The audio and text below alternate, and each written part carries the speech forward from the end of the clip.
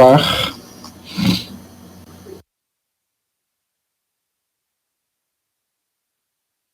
Gravando. Aí, David, já tá ligado o som, tá? Já tá tudo tranquilo aqui. Certinho? Tá bom. São João tá frio, David? Julinha também de São João, né? Tá bem frio por aqui tudo, né? É bom, né? Congelando aqui. Nossa, aqui de noite tá dando 10 graus, negócio. É nessas baixadas que tem aqui ao redor, né, da região toda, Tiradentes, por aqui também, né, deve estar dando 5 graus de noite, de madrugada. Essa danada. Tá bom. Mas, o tempo seco, né? E nessa época de frio, o tempo fica bem seco também. Isso desfavorece o corona, né? Quando o tempo está meio seco, ele não se adapta bem, não. Tem que ter mais úmido. Antes isso, né? Pelo menos. Então, vamos lá, gente. Eu não sei porquê, mas eu não sei se para vocês acontece isso, mas aqui no notebook acontece. O slide demora um pouquinho a carregar, né? Na hora que eu virar o slide aqui, dá um intervalozinho de alguns segundos, né, até carregar para mim. Não sei se para vocês demora também um pouquinho. Tá? Bom, então voltando aqui, ó. Então temos aí. Retornando aqui ao sistema protetor da hemácia, importante, muito importante, né? Nós temos aqui o papel da glutationa reduzida. A gente fala reduzida por causa desse próton que está aqui, tá? Que ela vai doar elétrons e o próton para resolver o problema. Então, essa glutationa, que é um grande componente do sistema protetor da hemácia, é capaz, então, de enxergar uma proteína que esteja oxidada, principalmente no grupo de enxofre, né, o grupo tiol, e recuperar aquela proteína. Tá? Então, ela reduz aquele grupo tiol que está oxidado, a proteína volta a ficar funcional e a glutationa fica estragada, fica oxidada. Como a hemácia não tem como fabricar outra glutationa, a glutationa oxidada vai ser reduzida pelo poder redutor do NADPH, certo? O NADPH conserta a glutationa e o NADP fica, então, oxidado, estragado, sem ação. E o NADP, então, vai servir de substrato lá na via das pentoses. Olha a importância da via das pentoses nas hemácias. Então, a hemácia é totalmente dependente desse poder redutor do NADP, que conserta a glutationa, que, por sua vez, conserta proteínas que não podem ser sintetizadas de novo no eritrócito, já que ele não tem a maquinaria toda necessária. Tá? A glutationa também, a reduzida, também é capaz de retirar o poder oxidante da água oxigenada, tá? Estragando a glutationa de novo, oxidando, mas também tirando o poder oxidante de H2O2. A glutationa estragada, novamente, vai recorrer ao NADPH para ficar efetiva novamente. Certo? Então, esse aqui é um sistema protetor da hemácia, muito eficiente, que funciona o tempo todo. Tá? E a enzima-chave aqui é aquela enzima de produzir o NADPH, né? Aquela que é conhecida pela sigla G6PD. Então, a glicose 6-fosfato deshidrogenase é chave no eritrócito. Então, deficiência na G6PD leva, então, a um quadro severo de anemia hemolítica, já que não vou ter como recuperar essas proteínas. Então, a hemácia acaba entrando no processo de hemólise. Tá? Já esses dois quadrinhos aqui azul, já são a discussão do 2,3 de fosfoglicerato, o 2,3-DPG. Tá? É outra sequência fundamental dentro do processo. Então, é um desvio da via glicolítica, né? 1,3 de fosfoglicerato não passa para 3 fosfoglicerato, que seria o normal, e nessa situação a enzima mutase, tá? Que é estimulada por pH, diminui o pH, vai estimular a mutase então transforma 1,3 em 2,3-DPG, O 2,3-DPG faz o seu papel e, na sequência, o 2,3-DPG, pela ação da fosfatase, ele então passa ao 3-fosfoglicerato.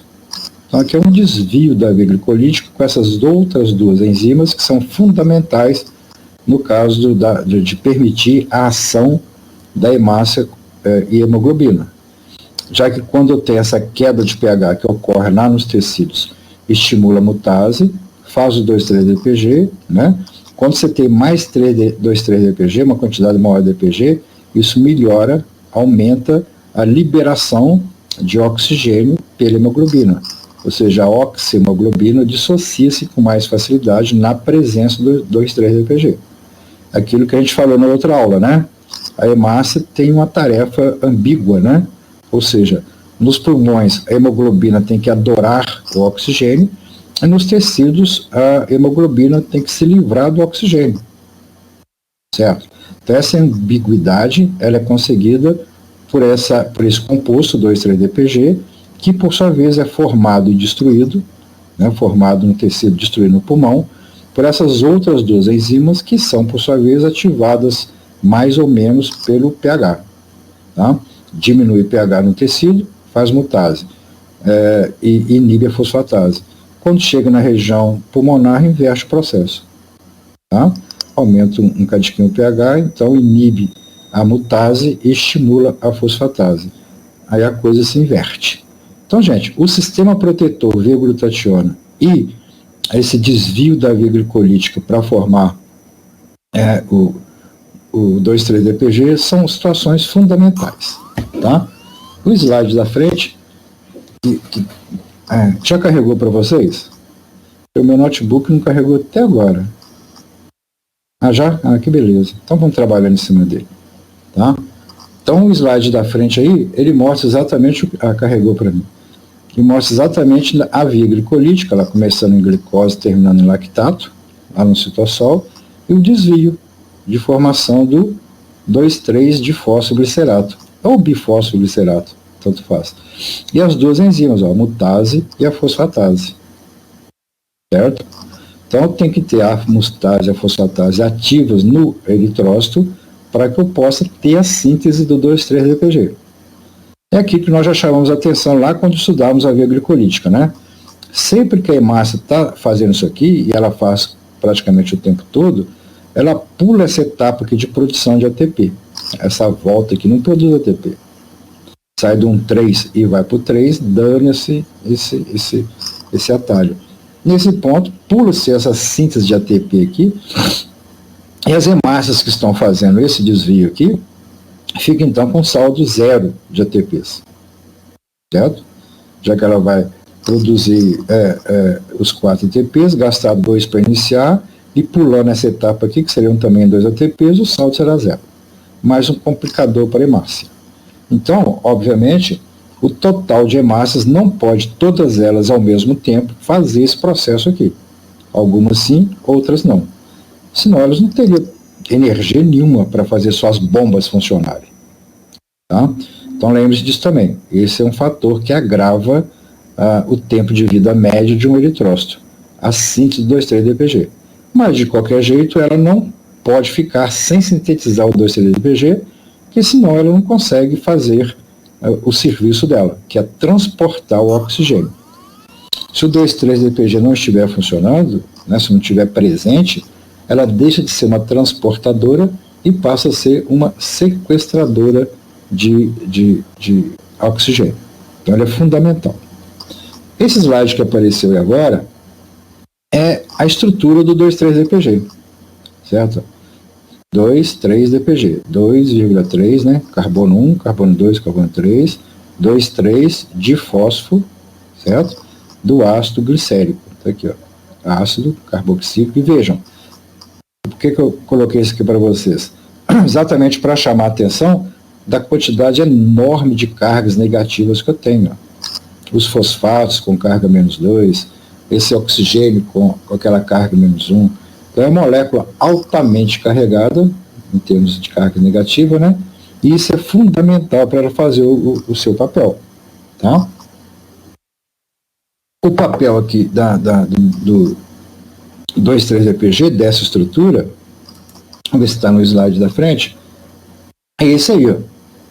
Ou seja, quando eu tenho a hemoglobina na sua forma tensa e passando para a forma relaxada, tá? Esse T que aparece aí depois de HB é de forma tensa, e aqui é a forma relaxada da hemoglobina, interconvertendo uma na outra, tá? Então, quando eu tenho aqui a forma tensa e o difosfoglicerato associando-se àquela forma tensa, você tem essa ligação da hemoglobina com o difosfoglicerato, isso então facilita essa liberação. Na forma relaxada, eu tenho a hemoglobina ligando-se ao oxigênio, dando a oxihemoglobina. E na outra forma, eu tenho a forma tensa da hemoglobina. Em outras palavras, isso aqui funciona como se fosse uma esponja, né? Ou seja, a hemoglobina é uma esponja. Ela fica movendo-se, né? Aquelas 4 unidades de globina com o grupo M, elas se movem, né? Chegam no pulmão, elas se encharcam de oxigênio, por assim dizer, enchem-se de oxigênio, e a partir daí vão transportando. Chega na região tecidual, o 2,3-DPG é sintetizado, e essa esponja é como se ela abrisse mais um pouco os poros, permitindo a saída do oxigênio.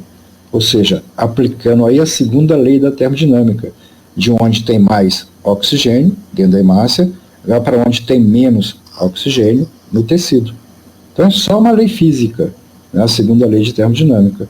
Então o difosfoglicerato ele faz esse papel de prender num certo ponto e depois liberar com aquelas cargas negativas, como a gente vai ver daqui a pouquinho na estrutura da hemoglobina, abre aquilo, expande e permite que o oxigênio saia. Tá? Para que isso aconteça, para permitir a saída do oxigênio, a estrutura de globina, das globinas todas, das cadeias todas da hemoglobina, tem que ter uma disposição espacial maravilhosa, perfeita. Né? E muitas situações acontecem aí de modo errado. Várias alterações podem acontecer. Então já foram descritas mais de 150 tipos diferentes de hemoglobina. Umas mais críticas, outras nem tanto. Né? Mas tem muitos tipos de hemoglobina, como veremos daqui a pouquinho. E aqui segue aquelas características básicas da hemoglobina, né? E de hemácia. Uma só hemácia tem mais ou menos 280 milhões de moléculas de hemoglobina. Olha a grandiosidade desse número. Uma hemácia tem 280 milhões de moléculas de hemoglobina. Imagine a quantidade de aminoácidos que eu tenho envolvido aí. Certo? Uma hemoglobina com suas quatro cadeias, né? Essas que aparecem aqui, esses 2 pares de cadeia, tá? Ou seja, a cadeia alfa e beta, como está citado aqui, ó, 4 cadeias, 2 alfa e 2 betas, eu tenho 287 aminoácidos no total. Né? 2 alfa e 2 betas, vezes 2 dá quase 500, 600 aminoácidos. 600 aminoácidos multiplicado por 280 milhões. Você imagina a quantidade de aminoácidos que eu tenho aí. Imagina a complexidade que é sintetizar uma hemoglobina dessas lá na estrutura original da hemácia, quando era uma célula, com a maquinaria dela toda. Olha como isso é complicado, gente. E são cadeias polipeptídicas, né? São cadeias proteicas mesmo. Né? Lembre-se que o conceito de proteína e peptídeo é quando eu tenho mais de 100 aminoácidos, né? Tem mais de 100 aminoácidos, chama proteína. Então, no caso da hemoglobina, as globinas são realmente proteínas, tem mais de 100 aminoácidos em suas cadeias. Eu tenho aqueles 2 tipos ali, ó, de hemoglobina. A hemoglobina A e a 2, a de adulto, né? Então, eu tenho esses pares de cadeias proteicas ligadas ao grupo M, que nós vamos ver daqui a pouquinho, que maravilhoso que é isso também. Né? A hemoglobina A é a mais prevalente, né? 97% é HbA, mas eu tenho um tanto de HbA2, certo? E eu tenho anormalidades, que podem ser qualitativas e podem ser quantitativas. Qualitativa, há um defeito na sequência de aminoácidos. Errou lá um aminoácido. Um códon saiu trocado. Houve a mutação. Então, posso ter uma anormalidade na hemoglobina. Ou não. Aí depende de quem foi trocado. E as quantitativas. É quando há um defeito, uma alteração na relação numérica ou tipo da cadeia polipeptídica. Em vez de ser 2 alfa e 2 beta bonitinho, modifica 2 alfa, 2 gamas. Há uma alteração no tipo, tá? Ou na relação numérica, 2 alfa, 1 beta. Então isso pode ser mais severo, mais complicado. Certo? E no slide da frente, já começa a mostrar a maravilhosa hemoglobina. Molécula fantástica. Sinceramente, é de você ficar assim, caramba, de onde que veio essa coisa toda? Como é que isso pôde acontecer? Que evoluiu para isso aí? Que coisa maravilhosa. Então vocês podem ver nessa estrutura aí, que aqui no meio nós temos o grupo M. Deixa eu crescer aqui um pouquinho. Está vendo? Esse que está representado aqui, ó, representa o M. Então tem um M aqui, tem outro M ali, tem outro M aqui, deve ter um outro por aí que eu não estou enxergando. Mas são 4 M's. 4 M's que eu tenho aqui dentro, porque são 4 cadeias polipeptídicas e cada uma delas associada a um grupo M. Aqui nesse desenho você vê esse verde à frente, seria num plano, né? Num sistema bidimensional, esse aqui estaria à frente e que atrás estaria outra cadeia, tá? Beta. E aqui você teria a vermelhinha à frente e mais atrás a sombra dela, vamos dizer. Então teria essas 2 betas, né? Beta 1 e beta 2 cá em cima, e cá embaixo eu teria as outras 2, a alfa 1 e a alfa 2. Alfa 1, alfa 2. Aí representa também a sequência de aminoácidos, como vocês estão vendo, né? Essas bolinhas seriam os aminoácidos presentes aqui, ó, formando suas voltinhas, as voltinhas que eles fazem, né? Essas voltinhas são todas de responsabilidade das chaperonas. As chaperonas e chaperoninas que fazem essa dobra certinho, para que ela possa ter sua atividade biológica funcional, né? Certinho, bonitinho, perfeitamente, trabalhando certinho, né? Então nós temos aí os grupos M, né? O eixo dela, colocou no eixo horizontal, no eixo vertical, tá? As extremidades amínica e carboxílica, tá? Presentes aí, e essa quantidade enorme de aminoácidos formando essa estrutura fantástica chamada hemoglobina, que a gente detalha um pouquinho mais aqui à frente. Tá? Agora, só uma porção dela. Viram aí? Isso aí é um fragmento, é uma cadeia peptídica. Daquelas do slide anterior, que mostrava as 4, né, uma atrás da outra e tal. Agora aqui, esse slide coloca uma das cadeias, apenas uma. Aí dá para ver tranquilamente a extremidade amínica, ela aqui, amínica, certo? A extremidade carboxílica, aqui em cima, certo? Então ela começa ali e vai terminar aqui e tal. E você tem a sequência todinha aqui de estruturas. Observe que nesse ponto aqui, essa alfa-hélice, que é isso que eu estou marcando aqui, ó, isso aqui é uma hélice, uma alfa-hélice, tá vendo? Foi. Chegou aqui num certo ponto, ela virou, ó, virou. Não continuou nessa sequência aqui. Essa viradinha de alfa-hélice aqui, ó, é que subentende a presença nesse ponto aqui daquele aminoácido que tem essa tarefa de dobrar, virar o sentido da hélice. Então aqui colocou, por exemplo, uma prolina, certo? A prolina virou o eixo para cá e ela continuou na alfa-hélice dela aqui, ó. Vai embora. A alfa-hélice até ter outra prolina que vai virar o sentido dela de novo. Então você tem aminoácidos específicos que viram o sentido dessa hélice para o lado que interessa para dobrar aquela proteína. Mas como é que ela fica presa? Como é que ela mantém essa estrutura? Aí nesse ponto aqui, por exemplo, que eu estou marcando, ó, exatamente nesse pontinho aqui, ó, nesse pontinho, eu posso ter desse lado de cá um aminoácido que esteja carregado negativamente naquele pH e do lado de cá um aminoácido que esteja carregado positivamente, ou seja, um aminoácido ácido e um aminoácido básico. Então, quando eles têm essas cargas diferentes nesse ponto, eles ficam interagindo aqui, ó, interagem e mantêm aquela estrutura para que ela não se afaste para cá. Certo? Então, isso tudo é fundamental. Então, o aminoácido tem que estar o aminoácido certo, na posição certa, de modo que eu possa ter essa maravilhosa molécula com essa estrutura. E nesse aqui, nesse slide, aparece com mais detalhes o grupo M. É ele aqui, ó. Olha o M aqui. O M é o vermelho, tá vendo? Esses que estão em verdinho aqui são dois aminoácidos que prendem o M. São as duas histidinas. Histidina proximal e histidina terminal. Então vejo que essas histidinas fazem parte da globina. Tá?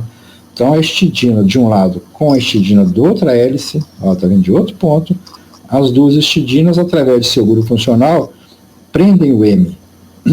Essa estrutura que está vermelha aqui, que aqui nesse centro do M aqui, é que eu vou ter o átomo de ferro, conforme a gente vai ver no outro slide da frente aí. Certo, gente? Então veja que maravilha que é essa estrutura. Uma coisa assim louca. É difícil você pensar que isso aí simplesmente evoluiu, sabe? De tão interessante que é. No slide da frente, o M fica em detalhe. Eu estou assim, né, aprofundando, né? Ver a molécula com os 4 M's, depois estudamos um M só. Esse M já botou em evidência, estudamos uma globina só, botando em evidência o grupo M. E agora vamos evidenciar mais ainda o grupo M. Mais ainda. Aí, ó. Esse é o grupo M. Olha o grupo M. O grupo M é formado por 4 anéis pirrólicos, esses que estão em vermelhinho aqui, ó, 4 anéis pirrólicos, certo? Unidos por pontes metínicas, um anel pirrol prende o outro por essa pontezinha de um carbono aqui, ó, ponte metínica, todos estão presos por pontes metínicas, né? Formando essa estrutura, contendo no centro o átomo de ferro, aqui o ferro, certo? Ligado aos nitrogênios dos anéis pirrólicos aqui, né? Esse ferro que cá está é um ferro hexacordeno valente. Ele faz 6 ligações, 1, 2, 3, 4, 5, 6. Tem que fazer 6. E para fazer 6 possibilidades de ligação, só o ferro mais 2 é capaz de fazer isso. O ferro 3 não dá para fazer hexacordeno valência com o ferro 3. Certo? O ferro 3 ele perde uma valência. Ele perde exatamente a possibilidade de ligação ao oxigênio. Então, quando esse ferro aqui, por um motivo ou outro, é oxidado até ferro 3, perde elétrons, né, que é o papel dele, ele também não é capaz mais de conversar com o oxigênio. Tanto é que a estrutura hemoglobínica que contém ferro 3, em vez de ferro 2, nem é chamada de hemoglobina. É chamada de meta-hemoglobina. Tá? A matéria-prima para sintetizar o M, né, para formar a hemoglobina, para formar as hemácias, a matéria-prima para fazer isso aqui é o succinil do ácido de Krebs. Então, aquele succinil intermediário do ácido de Krebs é desviado do Krebs para a síntese de novos grupos M quando necessário. É esse grupo M que cá está que dá origem à bilirrubina, tirando ferro. Tá? Então, quando a hemácia é destruída por um motivo ou outro, lá no fígado e no baço, o ferro é retirado, segura-se o ferro, nós não excretamos ferro, nós não jogamos ferro fora, nós podemos perder o ferro, mas não excretamos.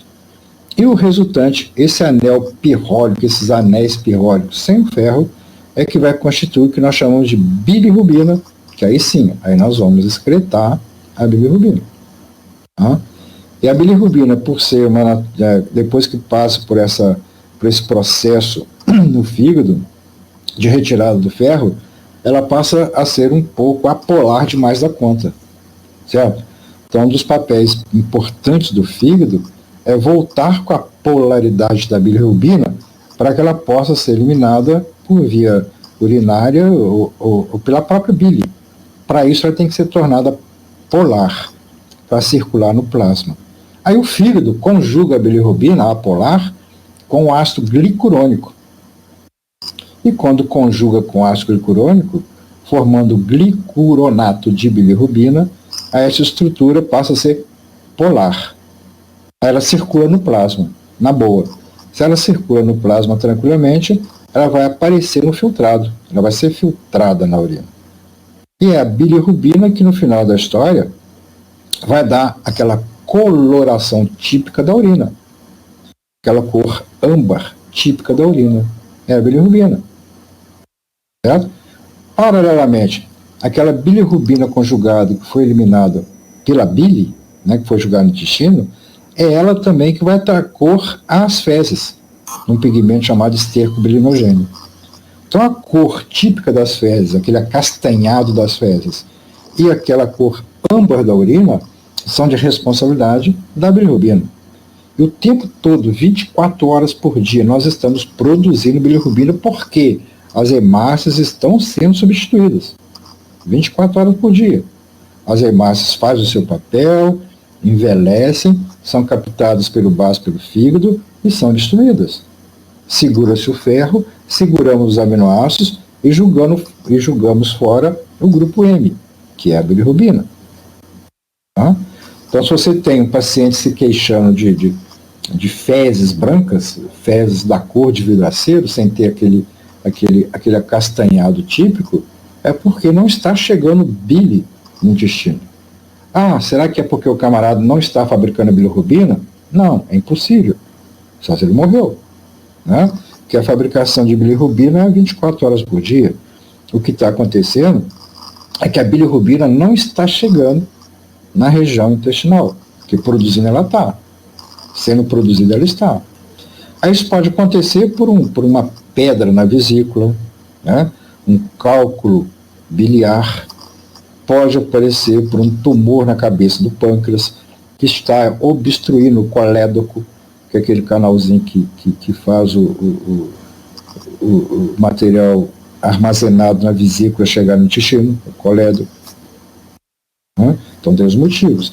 E se essa bilirrubina, que é produzida 24 horas por dia, não está chegando no intestino, ela está ficando no corpo. Então o fígado vai se enchendo de bilirrubina, como está dando, é como se fosse uma caixa d'água. Vai se enchendo de bilirrubina e essa bilirrubina reflui ao plasma. Quando ela reflui ao plasma, ela amarela o plasma. O plasma fica muito mais amarelado do que o que poderia ficar. E com isso, o plasma passa pelas mucosas, passa pela superfície, o cidadão então adquire um tom amarelado. E paralelamente, a sua urina estará muito escura, como o povo fala, da cor de Coca-Cola. Tá? Então esse é um quadro típico de icterícia obstrutiva, ou seja, as fezes sem cor e a urina muito escura, e as mucosas do camarada bem amareladas. E com progressão do quadro, o camarada inteiro vai ficando mais amarelado. Tá? Em função desse grupo aí que nós estamos vendo, a velha e boa bilirrubina. Certo? No slide da frente a gente detalha mais ainda isso aqui um bocado. Olha agora o grupo M, que maravilhoso que é. Olha só que interessante. Então veja aí, os anéis pirrólicos em vermelho, certo? Em verde, aquelas histidinas que prendem essa estrutura, né? Eu tenho aí a histidina distal e a histidina proximal, tá vendo aqui? Histidina distal, a proximal, esse verdinho, e na histidina proximal eu tenho uma coordenovalência para o ferro. Certo? Aqui.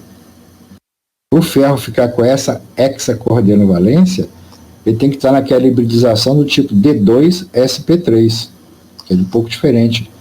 Ou seja, ele coloca um elétron em cada um desses orbitais híbridos, D2sp3. Lembra lá do ensino médico?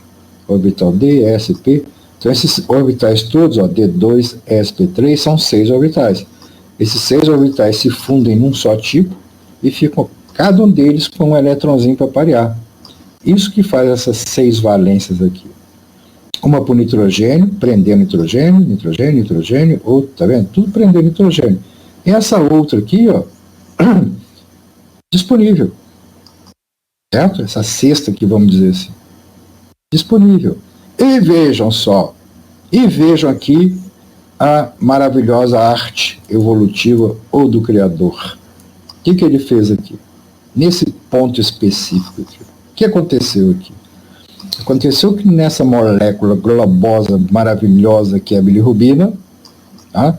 Só um minutinho, tá, Renata? Maravilhosa, fica esse espaço aqui dentro da molécula, que eu estou marcando aqui, e aqui está o oxigênio. Olha aqui o O2, que pegou lá no pulmão. Aí nesse ponto aqui o O2 fica assim, indeciso. Ele não se liga a ninguém. Por que não se liga a ninguém? Porque ele fica assim, puxa vida, eu posso ir lá no ferro tomar elétrons do ferro, mas tem aqui o nitrogênio com esses elétrons pizinho aqui também, ó, pi, ligação dupla. O O2 fica assim, pego aqui ou pego lá? Pego lá ou pego aqui? Ele não pega de ninguém. Ele não pega de ninguém, ele fica enrolado aqui, ó, para lá ou para cá, para cá ou lá, para lá, para cá, para lá.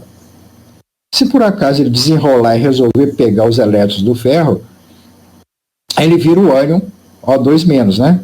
Que vai dar o superóxido e vai passar o ferro para ferro 3, vai danar tudo. Depois vou ter que reduzir o ferro. Mas ele não tem muito tempo para fazer isso não, nem pegar esse, nem pegar esse. Quebrar essa ligação dupla aqui, pegar esse elétron no pi. Ele fica nessa coisa, ele fica aqui no meio, assim, indeciso. Para que lado que eu vou? Vou pensar mais um pouquinho, não vou. E nesse meio tempo, a oxihemoglobina aqui está circulando. Aí a oxihemoglobina chega-se na região tecidual, o pH baixa um pouquinho, faz a síntese lá da mutase, a mutase faz o 2,3-DPG, o 2,3-DPG incorpora-se aqui nessa estrutura, expande a estrutura, o oxigênio perde essa oportunidade para lá ou para cá, ele estava pertinho aqui. O 2,3-DPG aumentou o espaço.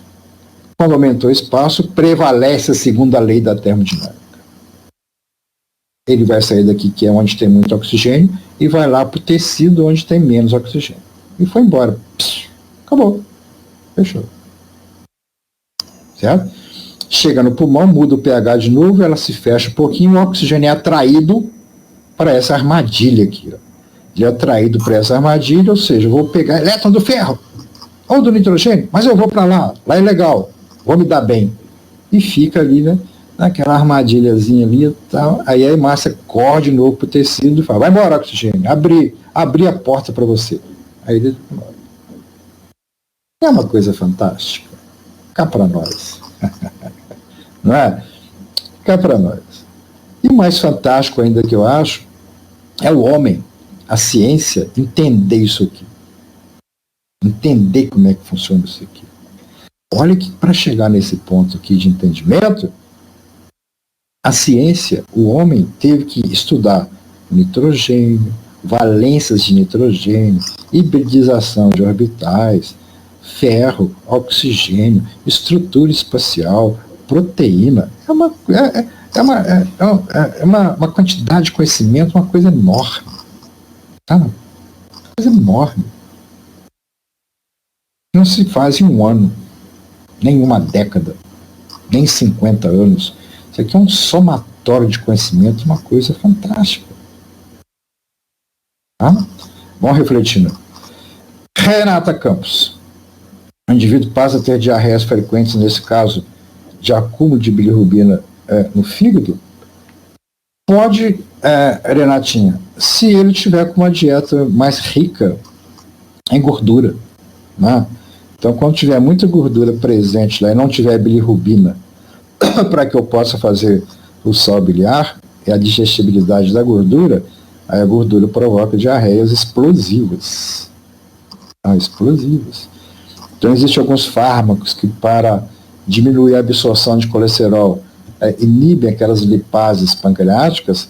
O problema tudo bem, diminui a absorção de colesterol.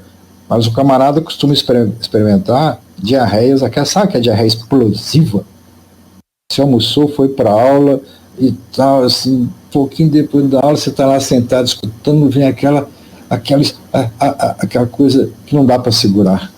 Você tem que sair correndo para ver se chega a tempo no banheiro. Então pode sim, tá? Pode acumular. Ou seja, o acúmulo de bilirrubina no fígado traduz-se pela não chegada da bilirrubina no intestino, para não ter o efeito de formação das micelas dela, né? O sal biliar, certo? Que é feito a partir disso aqui, né? Tudo aqui. Luca, se o oxigênio se ligar aqui, aí vai inutilizar por completo aquela bilirrubina.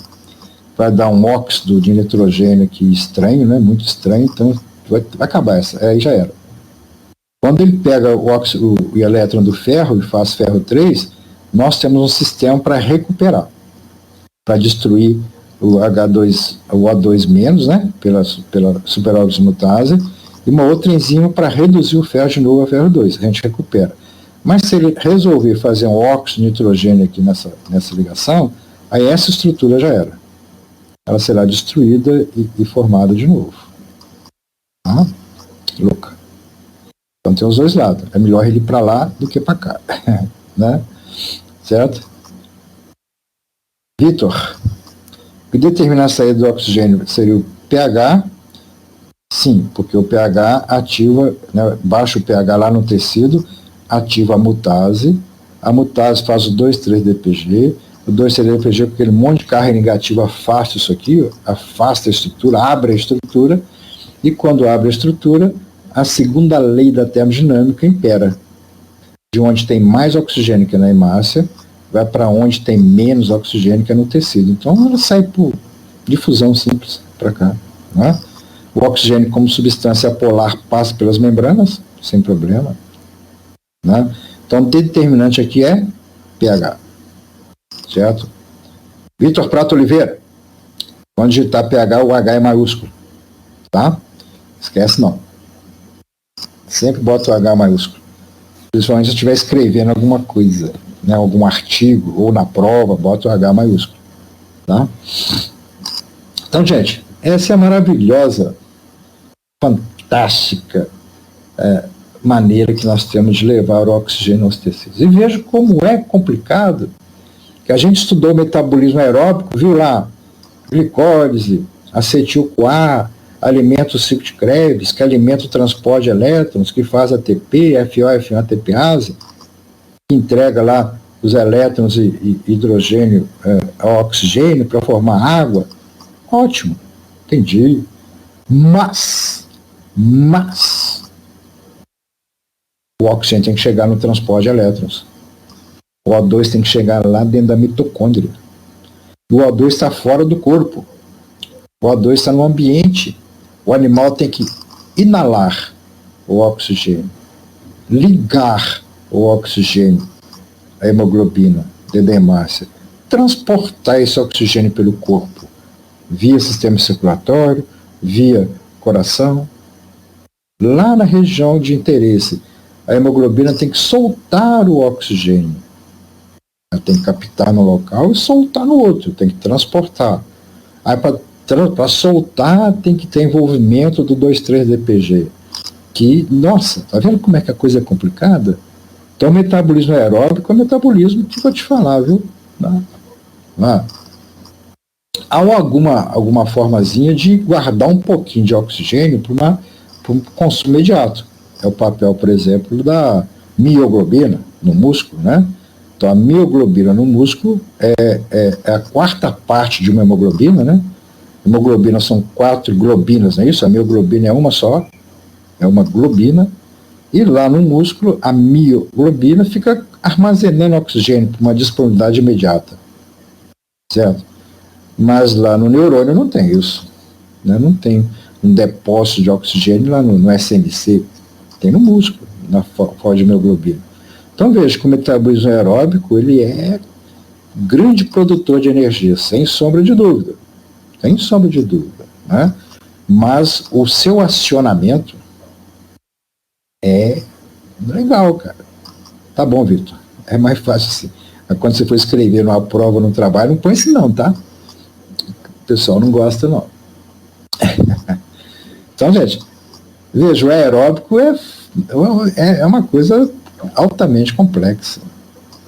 E o outro produto do ciclo de Krebs, que é o CO2, tem que voltar para o ambiente, né? E quem vai levar uma parte dele é transportado pela mesma estrutura, né? Pela mesma hemácia. Então a gente tem a oxihemoglobina, certo? Temos a carbaminohemoglobina, que são as duas que fazem esse papel para, né, de levar esses gases aí. Então, veja, é uma estrutura muito interessante, né? Muito chique mesmo. Muito, muito, muito, muito. Sabe, toda vez que eu estudo a hemoglobina, eu falo assim, nossa mãe, cara, é muito louca. É muito complexa. Tá?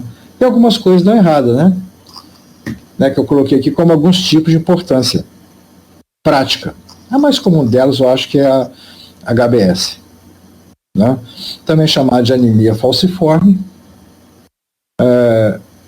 que provoca uma anemia com rompimento do eritrócito, dor, há uma suscetibilidade aumentada no caso de infecções, distúrbios circulatórios, a raça negra aparece com mais anemia desse tipo, né, de falciforme. Né? Nos Estados Unidos, que é o dado que eu achei, 1 em cada 500 recém-nascidos são homozigotos para falciforme, e 1 para 10 heterozigotos. Heterozigoto vai, né? E na hemoglobina S, né, HBS, que cá está, é só essa alteraçãozinha aqui, ó. Só isso aqui. Na cadeia beta, onde era para ter glutamina, passa a ter valina. Troca isso aqui, ó. Um aminoácido foi trocado. Um no em uma cadeia. E dá essa hemólise intensa aqui. Ah, mas por quê? Porque quando fez essa troca de aminoácido aqui, alterou a solubilidade da hemoglobina. Então, numa baixa pressão parcial de oxigênio, quando o indivíduo chega na pressão mais baixa de O2, parcial, ela diminui a solubilidade no meio da hemácia, né? E isso tende a precipitar a hemoglobina dentro da hemácia. E como a hemácia é aquela forma de disco, quando ela precipita lá dentro, ela tende a puxar as pontas da hemácia, formando aquele aspecto de meia-lua, ou de uma foice. É o nome anemia falciforme. Né? Por essa diminuição da solubilidade dela quando colocada em baixa pressão parcial de oxigênio. Se ela estiver na pressão parcial normal de oxigênio, nada acontece. A pessoa vai funcionando. Né? Tanto é que as pessoas portadoras de anemia falciforme, quando entram em crise, né, que é uma saturação, né, você coloca o oxímetro no dedo dela, e a saturação de oxigênio está baixa, está 85, 80, o procedimento é colocar no oxigênio, aumentar a pressão parcial de oxigênio para ela no pulmão, que as hemácias voltam à sua forma de disco bicôncavo, perde aquela forma falciforme.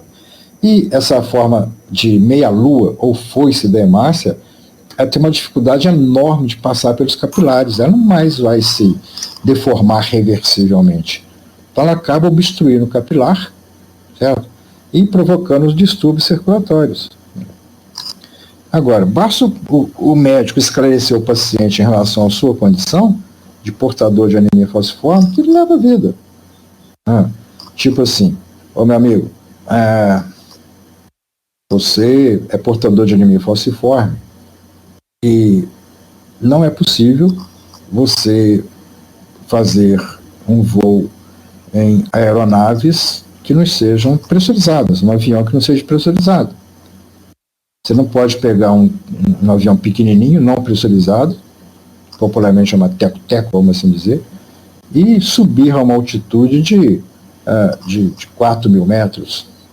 Não dá. Você vai ter crise. A menos que você leve oxigênio contigo. Tá? Ô, meu amigo, o seu paciente liga para você e fala assim, doutor Vitor, tudo bem? Tudo bem. Doutor Vitor Prata, tudo bem? Tudo bem. Aqui, uns amigos me convidaram para ir passear lá no deserto do Atacama, tem muita vontade lá no Atacama, lá no Chile, né? O pessoal, vamos lá e tal. Né? E aí, o que o senhor acha? Eu posso ir, doutor Vitor Prata Oliveira? Assim, aonde? Atacama. Aí você sabe que você já foi lá, né, doutor Vitor, passear nas suas férias. Aí você sabe que lá tem atrações obrigatórias, né, praticamente, que você deve ir, como o geyser e tal, que estão situados a quase 5.000 metros de altura. Certo? Aí se o cara tem anemia falciforme, não perguntou para o seu médico se ele poderia ir no local, né, com os pezinhos no chão, mas com uma altitude de 5.000 metros, vai dar problema. Vai dar problema. Certo? Aí você aconselha, não, o seu José, não pode não, porque, né, você pode até ir, mas só leva oxigênio para o senhor. Né? Até quando eu tive lá, o ano passado, retrasado, não me engano, se não estou bem certo, nós fomos de carro, né, de caminhonete, na Maroc. Aí tem um local lá que são 5.000 metros de altitude. A gente ia com a Maroc e o carro não sofria, né, porque a injeção eletrônica, ele regulava lá os trem dele lá. Mas eu vi aquelas pessoas passeando, muitas delas com uma garrafinha de oxigênio. Umas garrafinhas que se vendem por lá, né? Você carrega aquele oxigênio importado e de vez em quando o camarada dá uma respirada nele. Certo? Eu e ninguém que estava comigo, né? Minha mulher, minha filha, meu genro, ninguém sentiu. Meu genro sentiu um pouquinho, né? Mas eu, minha mulher, minha filha, não senti uma altitude. Então, talvez também porque a gente está acostumado aqui em Barbacena, né? Em Barbacena já são 1.200 metros, então você já tem mais hemácias do que uma pessoa do nível do mar. Então, né, a gente não sofreu tanto assim em relação a isso. Mas seriam as possibilidades. Né? Mesmo em Barbacena, se a pessoa mudar para ter dificuldade, ô Vitor, não, acho que não, cara, porque quando você pega um avião, né, um avião comercial, um jato comercial, ele viaja mais ou menos a 10, 11 mil metros de altura, 10 km de altura, 10 mil metros de altura. E ele é pressurizado, né? E a pressão dentro do avião, né, artificial, ela simula uma altitude de cerca de 2.000 metros. Certo? Vai lá sentar 1.200, então você se adapta aqui. Né? Dentro da aeronave, se for fazer um voo para a Europa, por exemplo, que são quase 11 horas, mais ou menos, de avião, você vai ficar nessa baixa pressão parcial de oxigênio por 12 horas. Então você tem que ter um conhecimento disso exatamente para evitar esses problemas. Agora, se você mora para um lugar, você mudou para o lugar, como alguns de vocês mudaram para cá, vindo de uma cidade com altitude menor, em 3, 6 meses vocês estão adaptados. Vocês passam a ter mais hemácias, né, para suportar a menor pressão parcial de oxigênio, né, da sua atual residência. Né? No início sim. No início você pode ficar assim, sonolento, preguiçoso, tal. Então, às vezes, aqueles bichos, né, aqueles calouros lá do primeiro período, às vezes o calouro se vai dar mal numa prova, porque o cara estava morando lá na praia, né, veio para Barbacena, de repente não tem muito oxigênio. Então chega na prova lá de anatomia, na prova de histologia, numa prova lá tal, ele não adaptou-se ainda, então falta oxigênio para o cérebro e a nota dele vem ruim. Né? Alguém tem que explicar para ele. Né? Ou então, quem for de fora, levar uma garrafinha de oxigênio para a prova. É uma ideia também. Ou o professor oferecer lá, ou a faculdade colocar nos laboratórios que vai ter a prova desse tipo aí, para os calouros, aquelas mangueirinhas de oxigênio que caem igual avião. Quando o avião tem um problema, cai aquele monte de garrafinha de oxigênio, né, de máscara de oxigênio, você vai inalando aquilo ali. Certo? Vamos sugerir à faculdade, para o calouro, né, colocar lá onde for fazer a prova um monte de máscarazinha de oxigênio para ver se melhora a nota.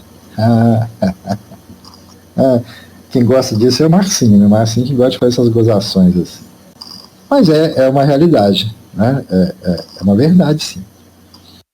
Na região do Atacama, a gente vê muita gente mascando também as folhas de coca, né? Eu tentei mascar aquele negócio, mas é muito ruim. Você mastiga aquilo e coloca assim, colado na bochecha, e fica aquela bola de mato assim na bochecha, azedo pra caramba. Não vou fazer isso não. Vai na fisiologia mesmo, né? Mas tudo bem, não tem problema. Sem problema. Quem sofreu mais foi a caminhonete, porque esse negócio de óleo diesel, né? Ela acabou entupindo lá a descarga dela lá, entrou no modo de emergência, deu uma canseira danada para arrumar. Mas é normal também elas entupirem isso aí, por causa do óleo diesel, né?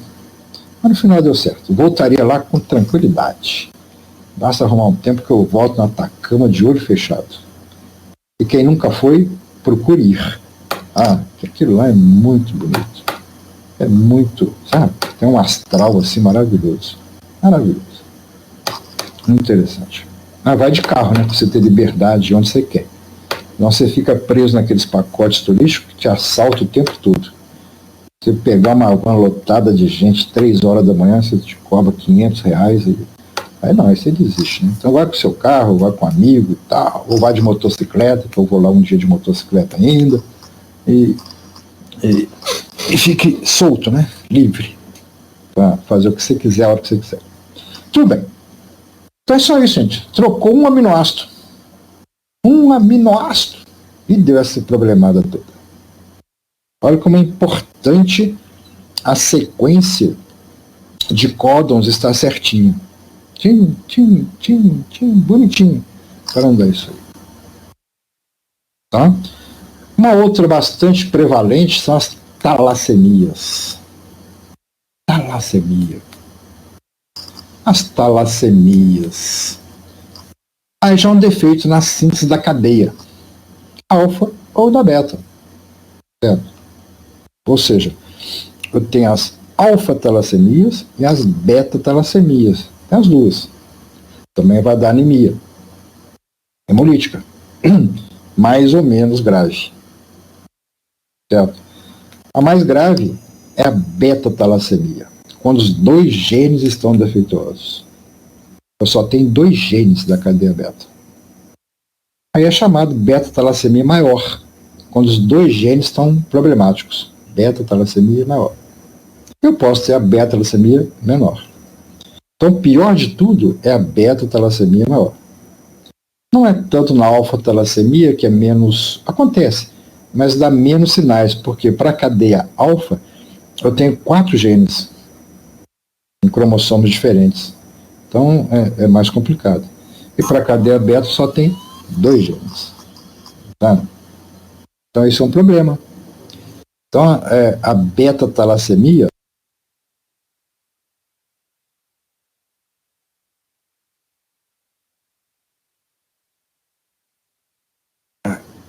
só deu um pauzinho aqui. Então, a beta-talassemia maior é isso aí. Ó. Quando é que você pode, como profissional no futuro, achar uma beta-talassemia? Aqui, ó. Nasce o neném. A criança nasceu. Assim que ela nasce, está ótima. Beleza, coradinha, bonitinha. Tá? Mas ela vai evoluindo e, ao redor, próximo dos 6 meses, primeiro ano de vida, ela fica severamente anêmica. Severamente anêmica. É a beta-talassemia maior. Por quê? Porque na vida intrauterina, quando ela está aqui, lá dentro do útero da mamãe, ela não tem cadeia beta. Né?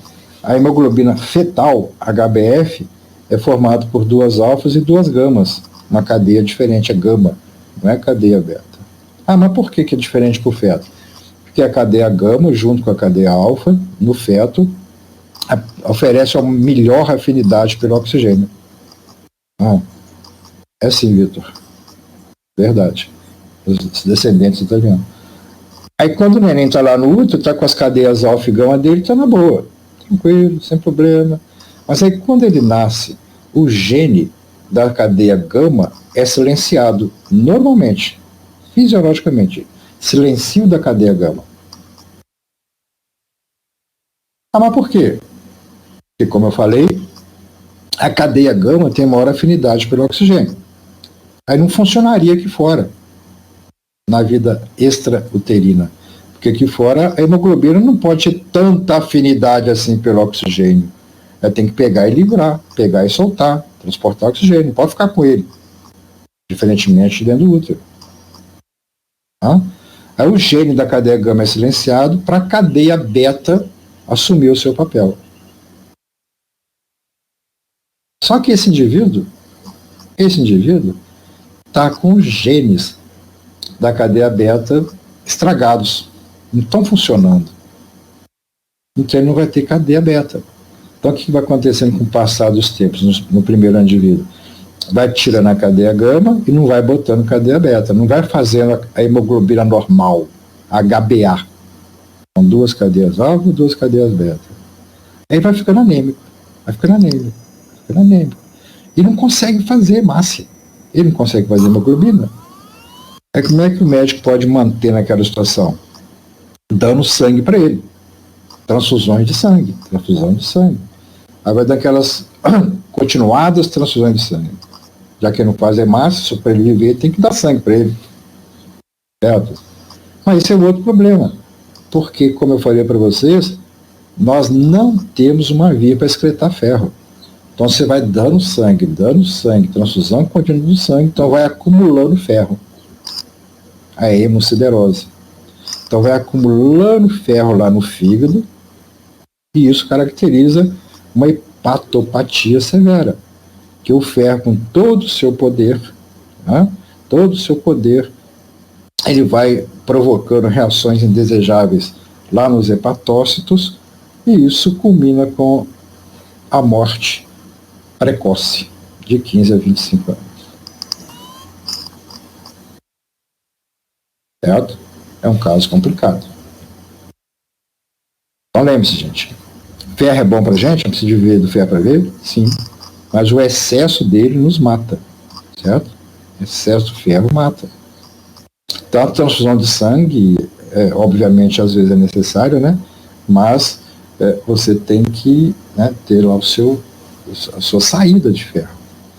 Você está recebendo uma transfusão de sangue porque teve uma hemorragia, é uma coisa, né? Porque você perdeu o ferro na hemorragia. Né? Você não excreta, você perdeu.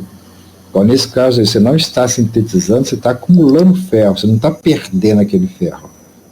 No caso de uma talassemia. Tá? Então tem esses probleminhas todos. Então a beta-talassemia, onde os 2 genes estão travados, é essa que leva à morte. É a maior. Aí eu tenho a beta-talassemia menor, que é uma cadeia beta funcionando. Uma está funcionando, a outra não está funcionando. Tá? Aí vai vivendo. Aí o cara fica meio anêmico, né? O médico explica para ele qual é a situação dele, não pode fazer muita atividade aeróbica, porque ele vai sentir falta de ar, não vai, vai ficar legal, e vai crescendo por aí. Né? Esse slide aí, ele mostra aí a estrutura, né? De onde nós tiramos essas hemoglobinas. Então vem aqui a primeira, né? Ancestral, que dividiu na mioglobina, lá no músculo, né, para armazenar, que o gene dela está lá no cromossomo 22, né, e tem as hemoglobinas, mioglobina, hemoglobina. As hemoglobinas têm as alfa e as beta, certo? Nos seus genes. A beta-globina, como eu falei para vocês, está lá no cromossomo 11, certo? E tem só uma cópiazinha do gene, da beta-globina bonitinha. E tem outras globinas aqui, né, do lado de cá, mas não são aquelas ideais. Essas outras que podem aparecer nas pessoas, eventualmente, sem trazer grandes problemas. Tá? E para a alfa-globina, eu já tenho 2 cópiazinhas aqui, ó. Alfa 1, alfa 2, ó. E outras alfa, que podem aparecer sem trazer alguma morbidade associada. Só que está no cromossomo diferente, tá vendo? 16 e 11. Como eu tenho 2 cromossomos 16, eu tenho 4 cópias de alfa e 2 cópias de beta. Então, se houver um problema no beta, é mais grave, porque só tem 2 genes beta. Se Se esses dois genes, os dois cromossomos 11 tiverem um problema, tá aí a beta-talassemia maior. Certo? Se eu tiver problema em duas cadeias alfa, nos dois cromossomos 16, eu tenho um outro problema. Mas se eu tiver só em dois cromossomos, um silenciamento gênico das duas alfas, eu ainda tenho outro cromossomo com mais duas alfas. Então é menos severo, bem menos severo. A beta-talassemia é aquela que é mais complicada, tá? Bem mais complicada para sobreviver. Certo? Crianças. Tudo bem? Ok.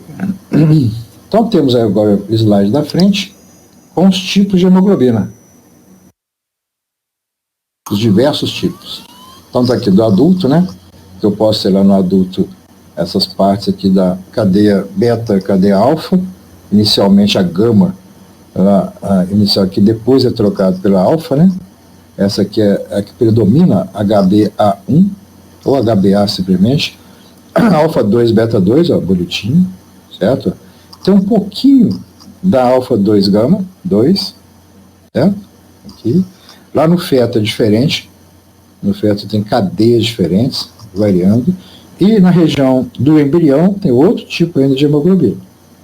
Mas durante o processo evolutivo, eu quero chegar nessa quantidade boa de HbA, certo? 97,5% de cadeia alfa bonitinha e cadeia beta bonitinha, duas alfas e duas betas.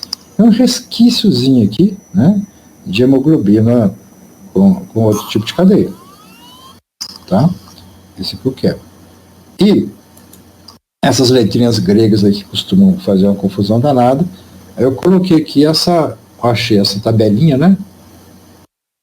Eu acho que na aula passada a gente estava enrolado com símbolo, que eu não sabia direito que era esse aqui, ó.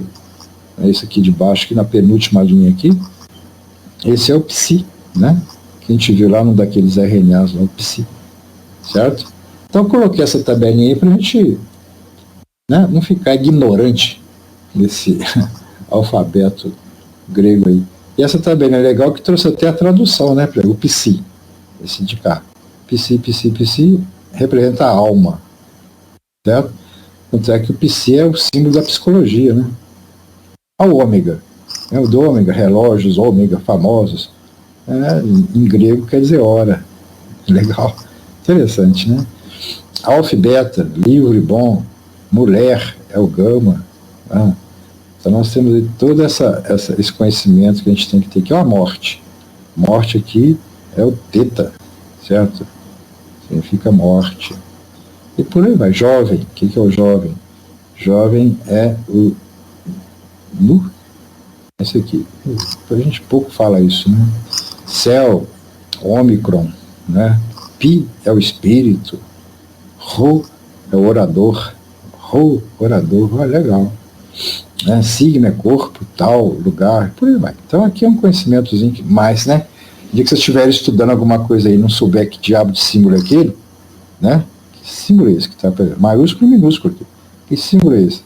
Aí lê, olha, rapaz, na aula de bioquímica tinha esse negócio, deixa eu ver se eu acho o slide aqui. E aí vai, certo? Tudo bem. Alterações da hemoglobina. Vamos ver o que tem de alteração. Primeira alteração importante. Metahemoglobina. Metahemoglobina é aquela que o ferro está ferro mais 3. Certo?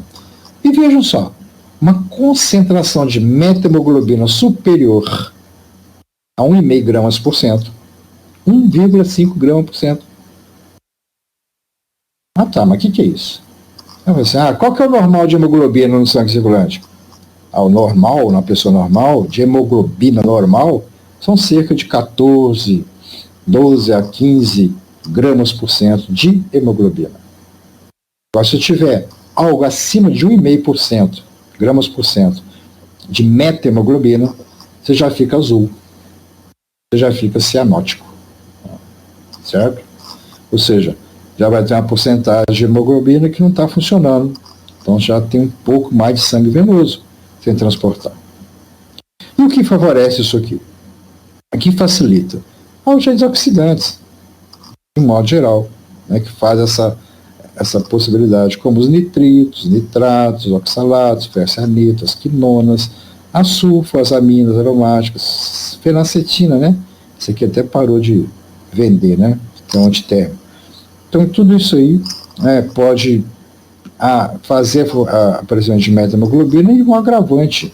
Alguns também fazem a sulfametahemoglobina, que é irreversível, completamente irreversível. Essa aqui ainda pode reverter. Nós temos enzimas, né? Para reverter metahemoglobina e hemoglobina. Tá? E escutem só. Quem é que facilita a metahemoglobina? Nitrito, nitrato. Nitrito, nitrato, nitrito, nitrato, nitrito, nitrato. Quinonas. Tem muito antibiótico que é quinona. Tá? Mas nitrito e nitrato, principalmente nitrito. A gente come isso aqui muito. Tá? Sabe esses embutidos todos? Uma boa parte deles deliciosos. Tipo, salsicha, presunto, mortadela. Eles são conservados às custas de grande quantidade de nitrito na sua composição. Então aquele presunto, uma maravilha, está cheio de nitrito. Mortadela, mais ainda. Já observaram que mortadela nem sempre fica em ambiente refrigerado? Nos mercados? Certo? É o nitrito. Então os embutidos, linguiça, as linguiças que não são de geladeira, lotadas de nitrito. E tudo isso é gostoso pra caramba, né, cara? Linguicinha frita, um sanduíche de pão francês quentinho com manteiga e mortadela. É uma delícia. É ou não é? Hambúrguerzinho, um cachorro quente. Mas é bom, é muito bom. Bom nesse frio, então, né, vida? É muito gostoso. Mas não abusa, não. Quer comer? Come. Come. Um dos prazeres da vida é comer. Certo? Um dos prazeres da vida é comer. Aprendi com o meu orientador de doutorado, professor George. Professor George Kling de Moraes, doutor em bioquímica por uma universidade norte-americana, chamada Universidade de Purdue. Ele foi lá fazer o doutorado dele. Ele foi para lá magrinho de tanto comer fast food por 4, 5 anos. Ele voltou para o Brasil com 150 quilos, 180 quilos. Eu falei, professor, o senhor tem que resolver isso aí. O senhor está com IMC altíssimo, mórbido.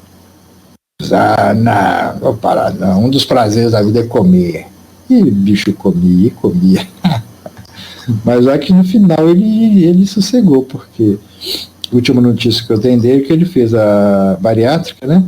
A cirurgia bariátrica e reduziu muito o peso dele. Não ouvi depois disso. Mas diz que ele está com cerca de 100 quilos, mais ou menos. Ele é alto, né? Então dá para ter 100 quilos. Mas ele deve estar entristecido, porque, né, deve estar comendo sob medida, né? Mas vão comer. Mas come de forma parcimoniosa, sabe? Mata a sua vontade. Não é comer igual um desesperado, não. Né? Só para você ter o prazer de comer. Então essa aqui é uma, metahemoglobina. No dia a dia são os nitritos, certo? A outra é a carboxihemoglobina. É a ligação da hemoglobina no monóxido de carbono, que é muito mais afim o monóxido é muito mais afim do que o O2 pela hemoglobina. Certo? E quando eu fico muito exposto a CO, a pele e a mucosa ficam bonitinha, é cor de rosa. Certo? Interessante, né? Porque o sítio de ligação é outro, né? É outro sítio de ligação. Então fica essa aparência bonitinha e a poluição favorece bastante, né? Tem muito CO em ambientes poluídos e outras exposições como o tabagismo. Tá? Aí eu chamo a atenção da classe. Quando o CO, monóxido de carbono, está ligado à hemoglobina, chama-se carboxihemoglobina. Certo? Quando é o CO2, chama-se carbohemoglobina. E quando o oxigênio, chama oxihemoglobina. Então eu vejo vocês confundirem isso, né? Carbo, carboxi, oxi. Oxi, tudo bem, ninguém confunde. Vai confundir muito carboxi com carbo. Tá? Então, carboxihemoglobina é hemoglobina ligada ao CO. E carbohemoglobina, também chamada carbamina hemoglobina, é hemoglobina ligada ao CO2. Então, bota isso na cabeça aí. Ó. Tá? Carboxi é CO. Carbo é CO2. Tá? A outra muito interessante é a glicada, né? Que é usada na medicina como ferramenta, certo? Ou seja, a hemoglobina vai se glicando em função da quantidade de glicose e a medicina usa isso como ferramenta para ver há quanto tempo que a glicemia de um camarada pode dar alterada. Normalmente nós temos aí 6,5%, 7% de nossas hemoglobinas glicadas, normalmente, isso é normal, não tem problema nenhum, tá? Mas um camarada que está com a glicemia elevada há um bom tempo, atinge aí 12%, 14% de hemoglobina glicada. Aí já está errado. Não pela glicação da hemoglobina, que ela continua funcionando, mas pelo fato de informar ao médico que ele está com a glicose alta dele há pelo menos 3 meses. Certo? Porque quando a glicose está muito alta, a glicose vai se ligando covalentemente e não enzimaticamente à hemoglobina, fortemente. E por lá fica, ela vai ficando ligada o tempo todo até a hemácia ser destruída. Então isso vai demorar 30 dias, 90 dias, por aí assim, 100 dias. Então se sua porcentagem de hemoglobina glicada está muito alta, quer dizer que sua glicemia está muito alta há um bom tempo, 100 dias mais ou menos. E junto com a glicação da hemoglobina, várias outras proteínas são glicadas. O problema são as várias outras proteínas glicadas, como as bombas de sódio e potássio, os receptores de hormônios. Aí sim, eles vão funcionar de maneira indesejada. Então isso pode ir comprometendo a médio e longo prazo a vida do camarada.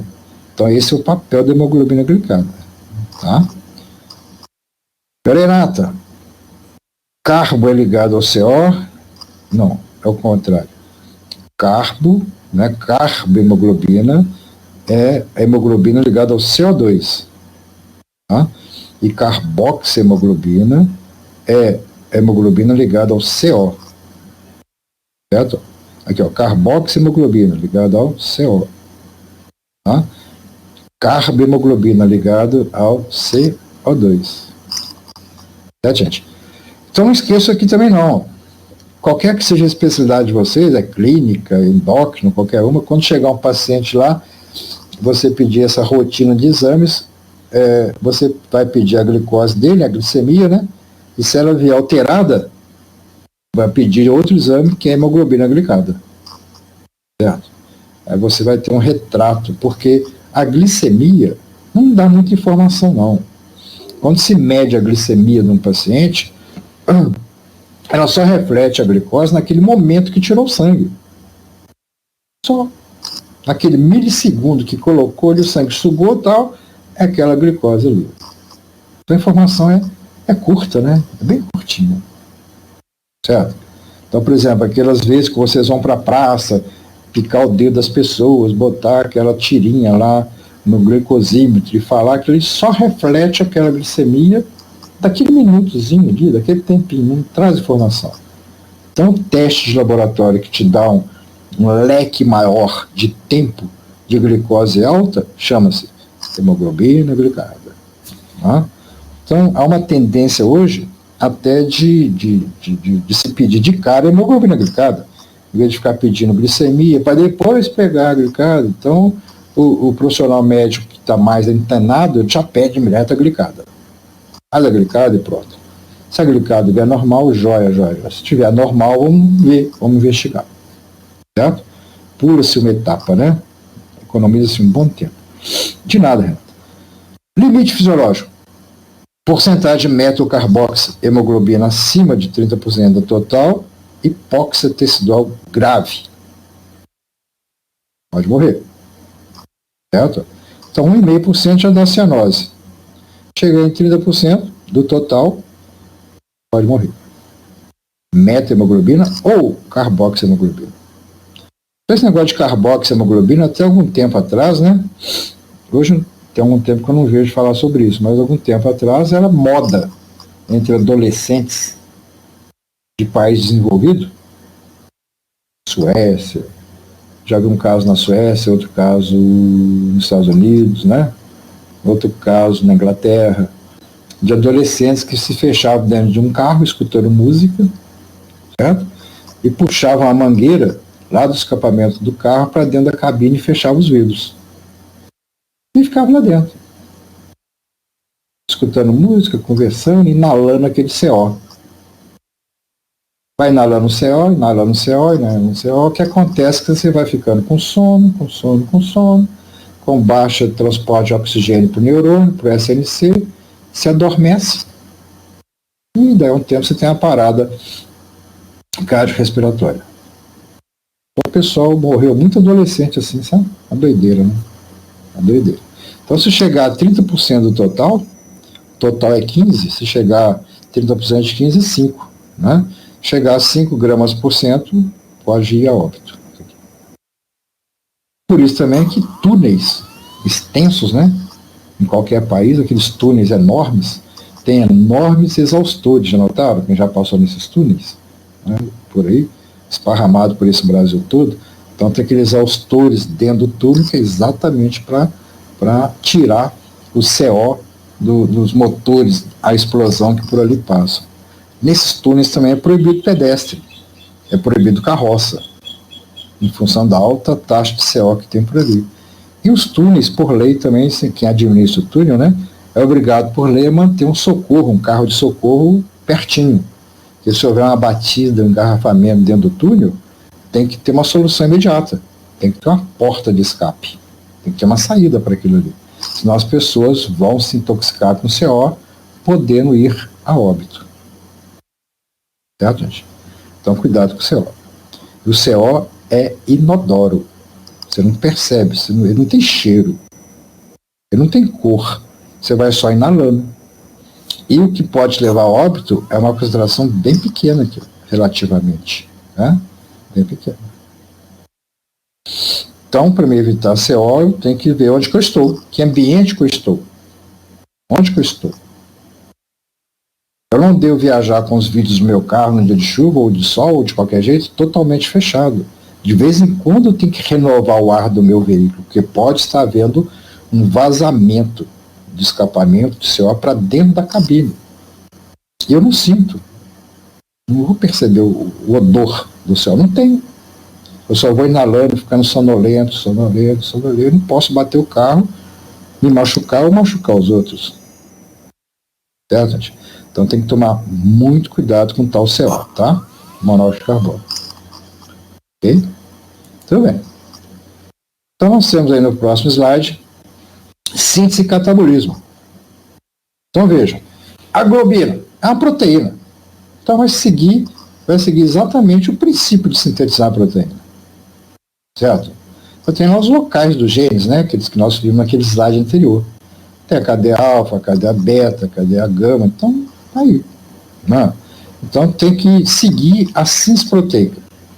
Abrir o gene, fazer o RNA mensageiro, fazer as transformações que você tem que fazer no mensageiro, o splice, o capuz, a cauda, levar o RNA lá para o citossol, chegar no ribossomo, fazer um polissomo, sintetizar aquelas cadeias todas, chamar chaperonas para dobrar a cadeia, a síntese é para dentro do retículo, que é a proteína de exportação. Não, no caso é da mioglobina. No caso da hemácia, ela mesma que faz, né? Então faz no citossol mesmo, faz lá a chaperona dobra direitinho, até ela ficar funcional. É normal. O grupo M, eu tenho que pegar um intermediário do Krebs, o succinil. Então o succinil lá do Krebs me fornece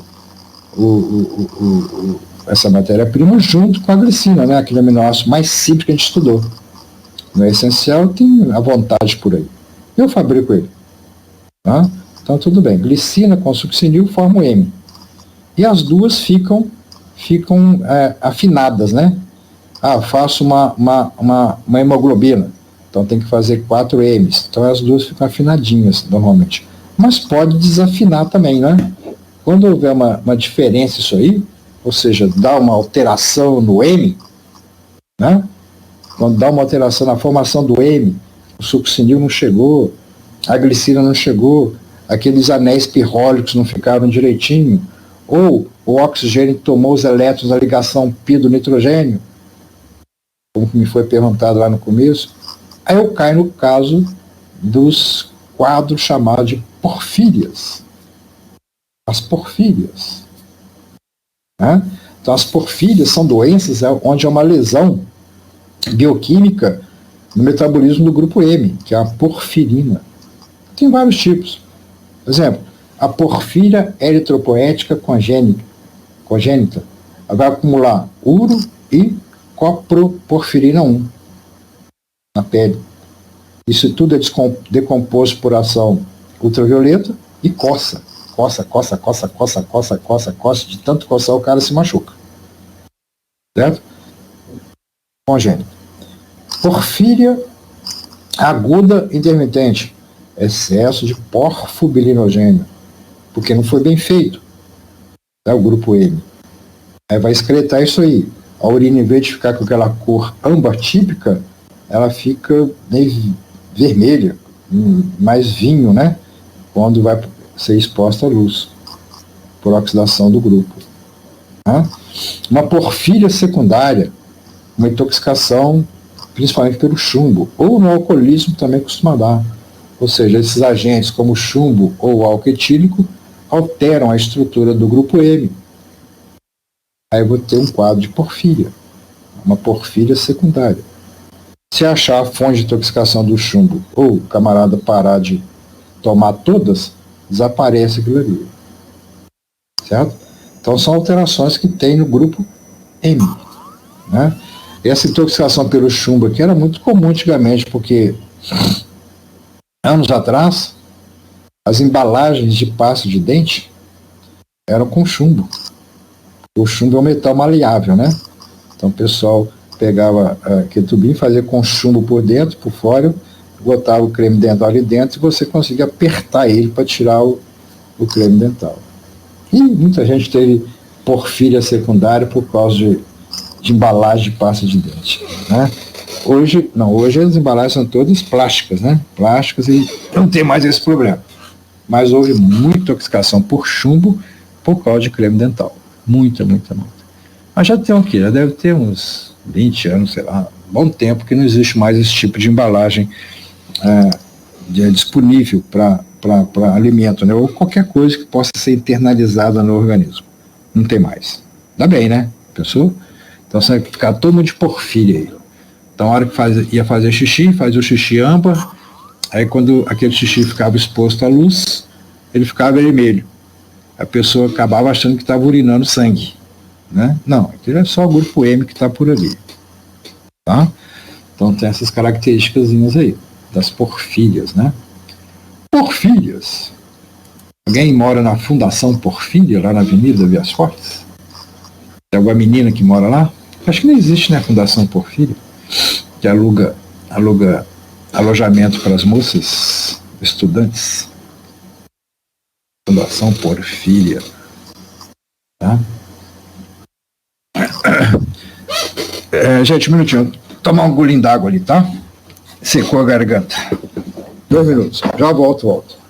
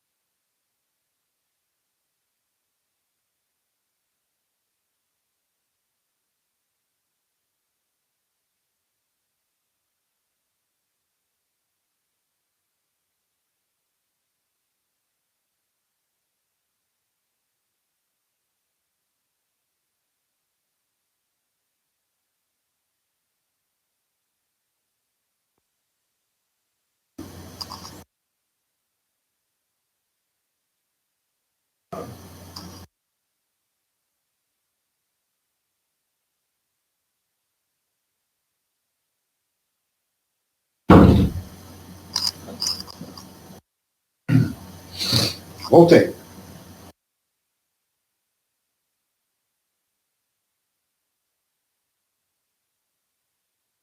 Bom,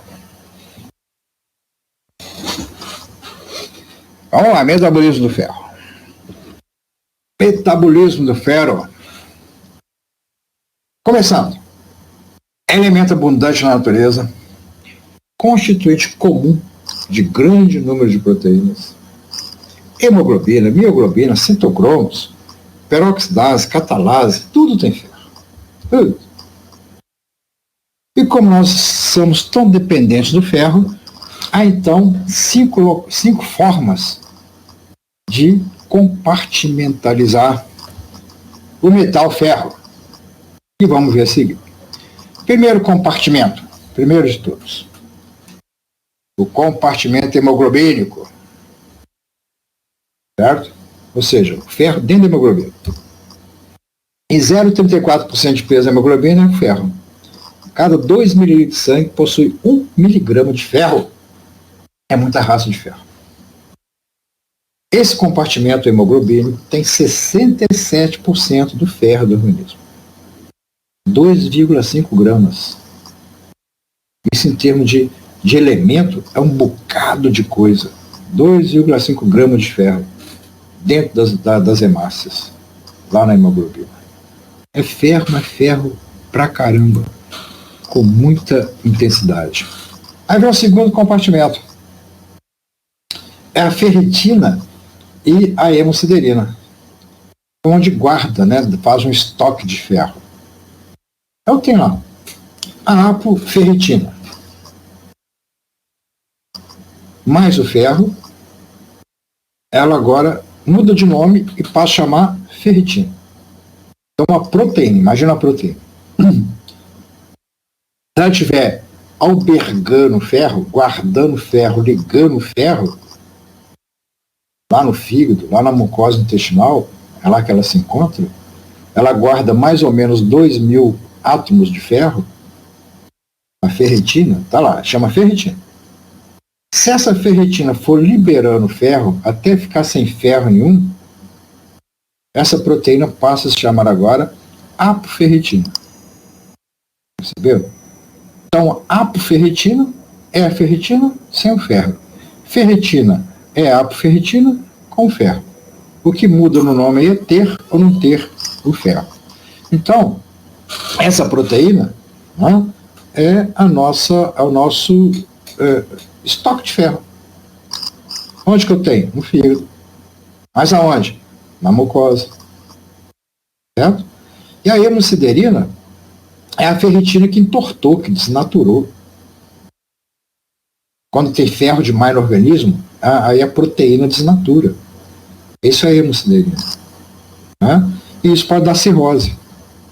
Porque essa proteína desnaturada, a hemosiderina, dá hemosiderose, que tira a funcionalidade do hepatócito. Certo? Então a gente não pode ter ferro demais. Não pode. É aí que está um lance interessante, né? A gente não excreta ferro, mas também regula a entrada do ferro. Certo? Só vai haver absorção de ferro lá no enterócito, lá na região intestinal, só vamos absorver ferro se tiver vaga para ele na ferritina. Tem que ter apoferritina no enterócito. Se só tiver ferritina no enterócito, quer dizer que o camarada está repleto de ferro. Não quero mais ferro, estou cheio de ferro. Não tem lugar para ferro aqui mais. O ferro vai ser excretado nas fezes, não dá para absorver. Ele só vai ser absorvido se a mucosa intestinal, lá no enterócito, permitir, se houver apoferritina no enterócito. Aí absorve, se não tiver, não absorve. Simples assim. Simples assim. Certo? E o ferro desse compartimento é bastante também, lá, 27% do total de ferro está na forma de hemosiderina, que não é legal, né? E na forma de ferritina. Tá?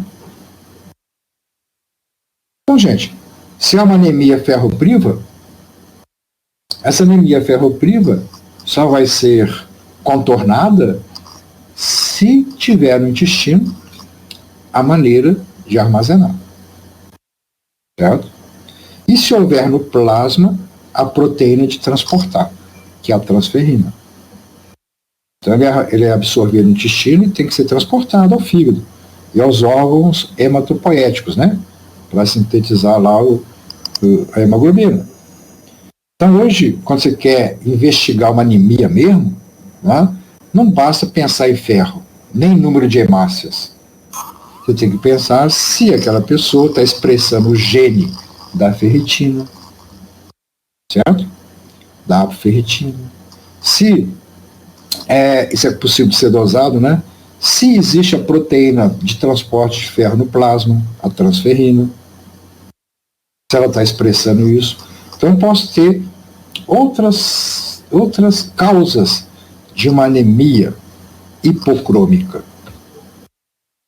Uma anemia hipocrômica é aquela anemia que, quando se faz o esfregaço da lâmina e se olha ao microscópio, as hemácias estão muito clarinhas, descoradas, pálidas, indicando que ela tem pouca hemoglobina.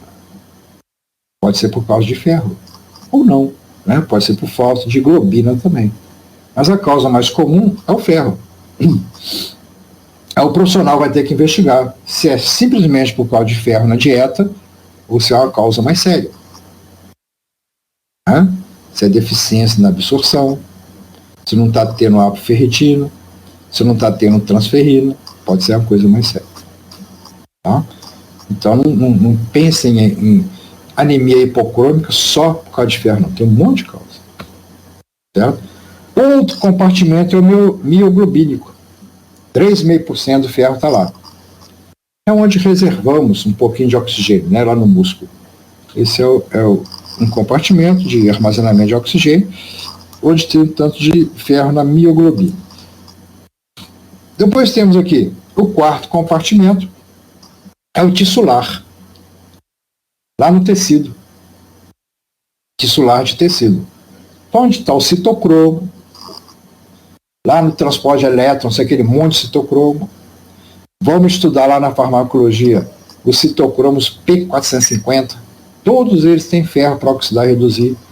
A família de citocromos P450 é muito grande. E são os citocromos P450 que são fundamentais na eliminação de moléculas endógenas ou exógenas. Os fármacos, uma boa família de fármacos, são biotransformados pelos citocromos P450 para ser eliminado.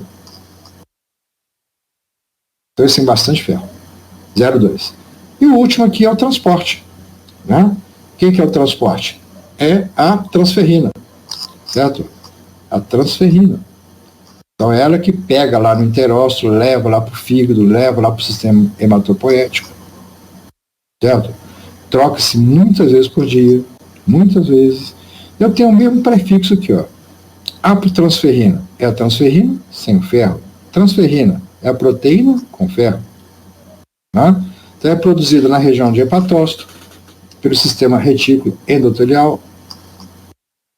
E o papel é transportar o ferro de um lado para o outro. Para onde que eu preciso. Né? Então, se uma célula está entrando em mitose, ela vai ter que duplicar a mitocôndria. Então, vai precisar de ferro lá para os citocromos do transporte de elétrons. Então, são esses 5 compartimentos, tá? Então, terei os 5 compartimentos, que são o compartimento hemoglobínico, o estoque, o mioglobínico, o tissular e o de transporte, onde nós temos aí. Tá? E o ferro, como é que ele funciona para a gente? Como é que a gente absorve isso aí? Bom, primeiro, normalmente eu preciso de pouquinha quantidade de ferro exógeno. Muito pouco. Muito pouco. Ah, mas que tanto é esse? Homens, cerca de 1 miligrama por dia. É isso. 1 miligrama de ferro por dia já me resolve o negócio. Por quê? Porque eu vou perdendo ferro. Não vou excretando, eu vou perdendo ferro. Descamação de célula intestinal, pequenas hemorragias. Você vai estar se alimentando, aí você dá uma mordida errada aqui numa pipoca e acaba mordendo aqui a bochecha. Dá um pequeno sangramento, machucando a gengiva, dá um pequeno sangramento. Aí você está perdendo um pouquinho daquele ferro. Você vai deglutir o ferro de novo? Vai, mas ele pode ficar na forma ferro 3, não vai absorver legal. Aí vai ser eliminado. Bora. Crianças, um pouco mais lá, um pouco não, 50% a mais, 1,5 miligramas ao dia. Mulheres, o dobro, 2 miligramas ao dia. Gestantes, o quádruplo do homem, até 4 miligramas por dia. Ou seja, criança é mais porque está em crescimento, beleza, né? Está aumentando suas moléculas dependentes. Mulheres, principalmente por causa daquela perda obrigatória pela menstruação, ela perde ferro, né? Ele elimina, né? Há sangramento maior ou menor, então há perda de ferro. E a gestante, porque tem que arrumar ferro para ela e para a nova vida que está crescendo ali. Tá? Então tem uma dieta balanceada. 10 a 20 miligramas por dia, na forma de compostos orgânicos, que tem o grupo M. Mas tem que ter o grupo M? Não, não tem que ter o grupo M. Mas quando o ferro é ferro hemínico, a absorção dele é muito melhor do que o ferro não hemínico, né? O ferro mineral. Então, o ferro chamado ferro hemínico, aquele que está preso no grupo M, é o melhor absorvido. Muito melhor absorvido que o ferro 2. E o ferro 3 já é mais difícil aí. Certo? A absorção é duodenal. O M é puxado, captado pela mucosa, solta o ferro dele. E o anel tetrapirrólico vai virar bilirrubina. Certo? Aqueles pirróis. O ferro oxida mais 3 e vai ser guardadinho. Né? O ferro 2 também é o mesmo passo. Lembre-se que eu falei que tem uma ferro-redutase. Então ele vai ser oxidado a ferro 3 mesmo, então deixa oxidar, ou oxida, e lá na frente, quando eu precisar dele, eu vou reduzi-lo a ferro 2. Eu tenho uma ferro-redutase para isso. Dá bem, né? Que eu tenho uma ferro-redutase. E isso então vai fazendo com que eu absorva o ferro dessa maneira aí, né? E ela é por transporte ativo. A captação é rápida, a liberação para o plasma é lenta, ou seja, a ferritina vai liberando lentamente, e vai sendo guardadinha com ferritina lá no enterócito. Se houver uma deficiência de ferro, um aumento na síntese de glóbulos vermelhos, uma hipóxia exigindo mais glóbulos, se eu for para uma altitude maior, tá? E tiver muita oferta de ferro, eu posso até aumentar a absorção. Se eu tiver uma diminuição da eritropoese, não quero mais tanta hemácia, certo? E uma grande pressão parcial de oxigênio, eu não preciso mais de absorver tanto ferro assim. Como é que controla isso? Está muito claro não. Muito claro não. Parece que é as concentrações de hemoglobina e de ferro no plasma, o tanto que eu tenho de transferrina no plasma, certo? Sem ferro. A pressão parcial de oxigênio no sangue arterial, isso tudo influencia, mas quem comanda, né, ou se é uma cascata, ainda está em estudo. Tá? Julinha, o ferro 3+, é útil em alguma coisa no nosso organismo? Ele é útil para ser reduzido, tá, Julinha? Essa é a história dele.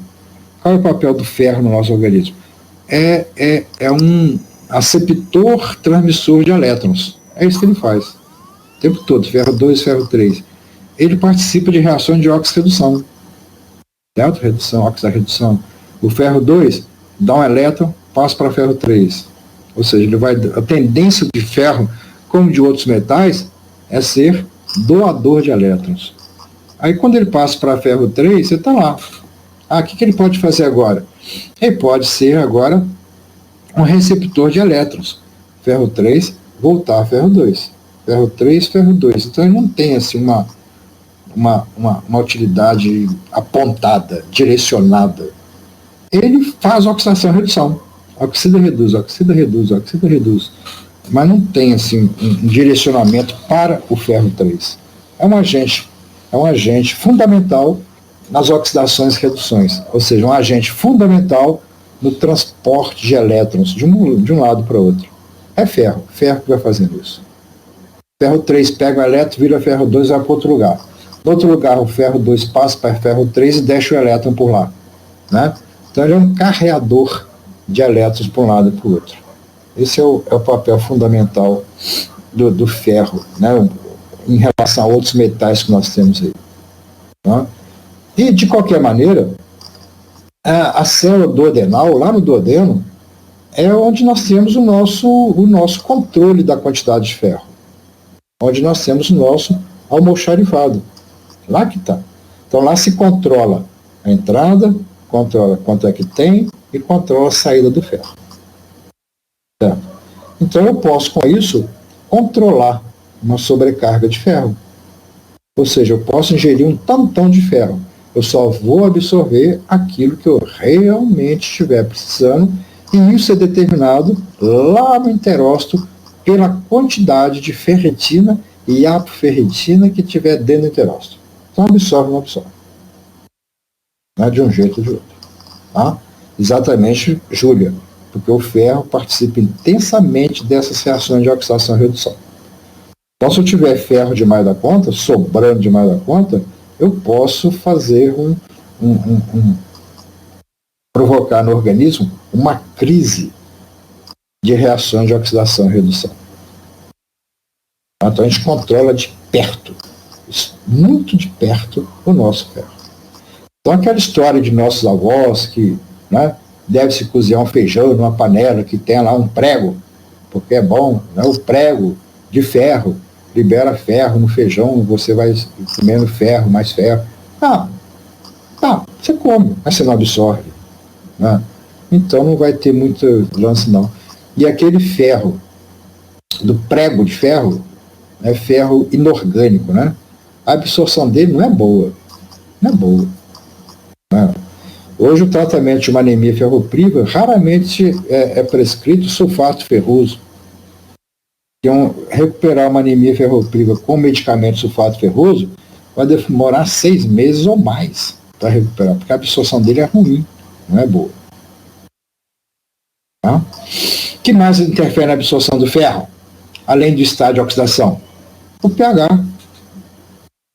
Porque o pH tende a manter o ferro na forma ferrosa, ferro 2.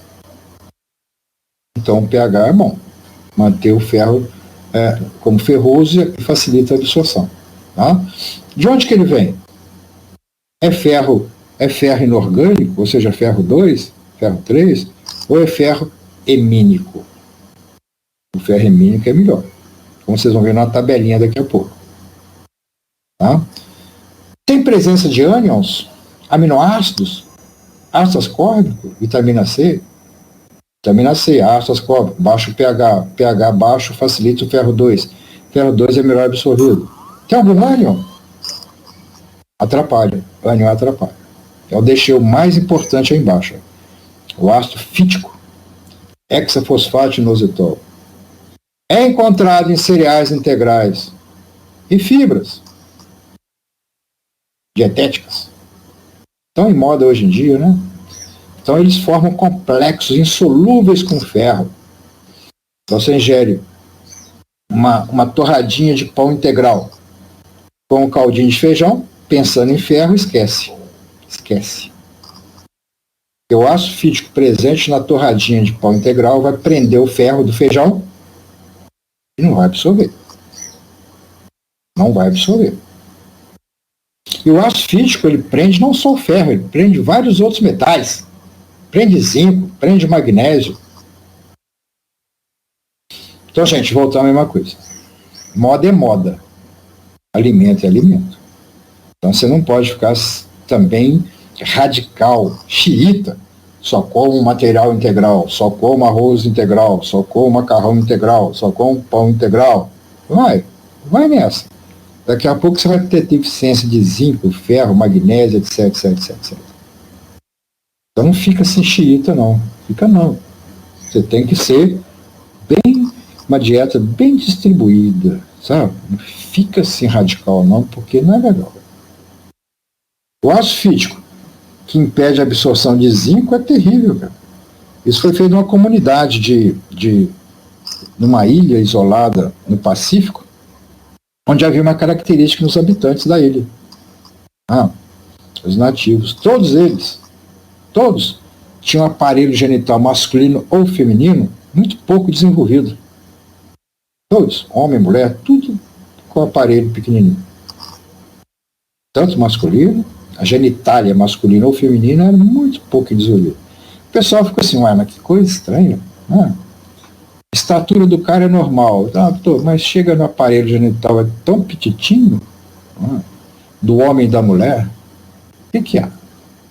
Aí foram ver, estuda aqui, estuda ali, pesquisa aqui, pesquisa ali, viram que a dieta deles era a base de um pão cru, não processado, uma farinha pura, sem processamento nenhum, cheia, lotada de ácido fítico. Cheia de fitato. E o fitato, então, impedia a absorção de zinco e outros metais, mas principalmente de zinco. E o zinco é fundamental no desenvolvimento embrionário de aparelho genital. Então, todo mundo lá com genital petitinho por causa do fitato. Hoje o ácido fítico, certo? Vejam só. O ácido fítico hoje é usado em dermatologia. Esses preparados, esses cremes que se passa no rosto para clarear a pele, para tirar uma manchazinha, estão lotados de fitato. Exatamente porque o ácido fítico retira daquela manchazinha os metais que são a manchazinha do ferro. Por exemplo, aqueles cremes que se passam para como é que chama? Esfoliar a pele, para fazer a limpeza de pele, aqui tem um bocado de ácido fítico.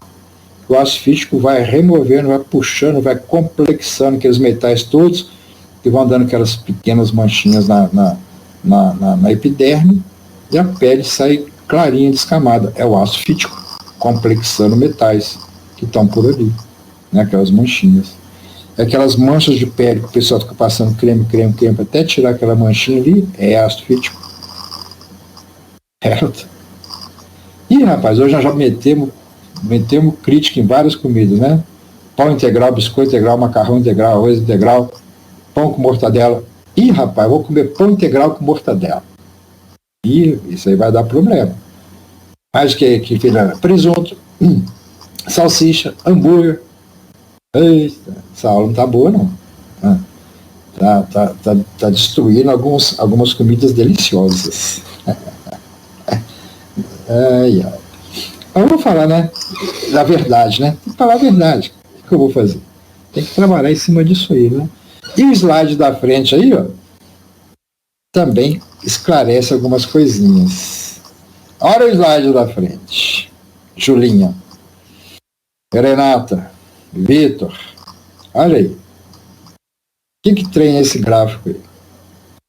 Gráfico legal, que coloca alguns alimentos de origem vegetal, alguns de origem animal, certo? Coloca lá a absorção do ferro em porcentagem da dose, na coluna, e na horizontal coloca a quantidade de ferro no alimento. Certo? Então vamos destruir algumas ideias aí. Todo mundo fala que feijões têm muito ferro. Vocês olham por aí, vocês vejam que não é tanto assim. Feijão tem muito ferro, comparativamente. Tem 3 a 4 miligramas de ferro. Mas a absorção dele não é grande coisa. A absorção dessa massa de ferro que eu tenho lá no feijãozinho é 3% por aí. Como vocês podem ver aqui.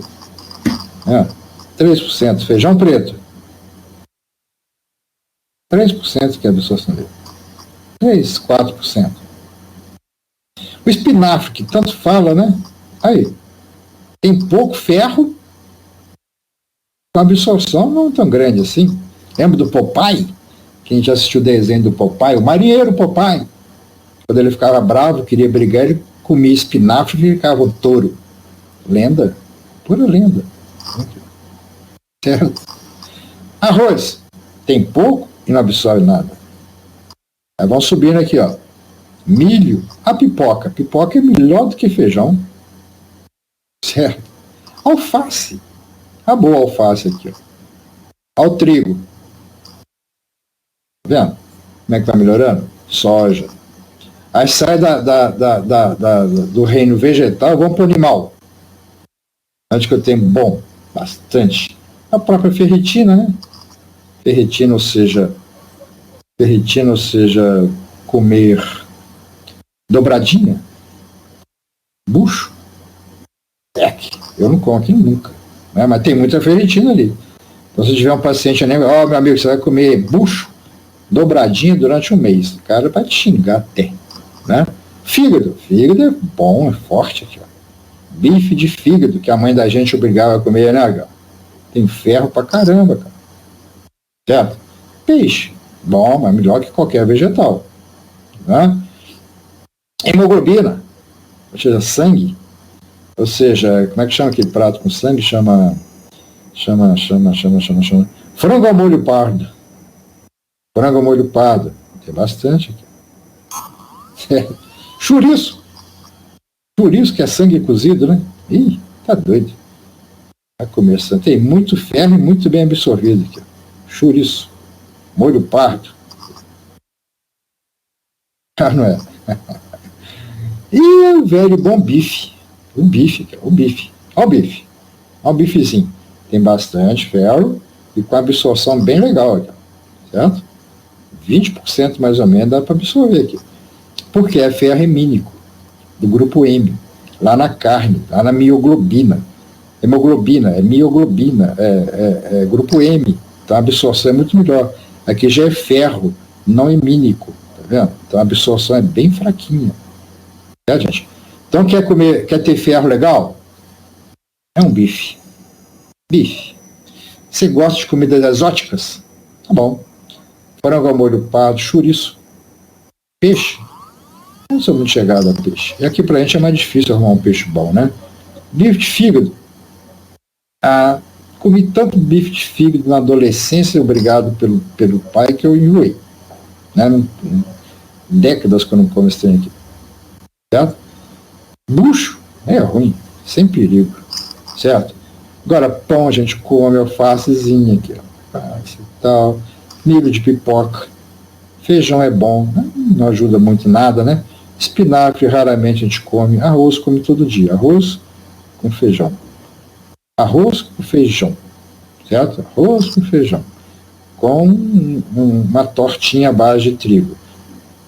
Com uma carninha, tá resolvido. Estou comendo a quantidade de ferro, tá boa. Quanto é que eu preciso mesmo de ferro? Um pouquinho de ferro. Quanto é que o homem precisa de ferro? 1 miligrama. Mulheres, 2 miligramas. Então eu como um bife, a mulher come 2 bifes. Tá bom. Tá? Resolve tudo direitinho. Sem problema, né? Sem grandes problemas. Certo, meninos e meninas? Bom, tem coisas para falar ainda, mas eu acho que nós já estamos todos meio cansados, né? Já estamos a 113 minutos em funcionamento.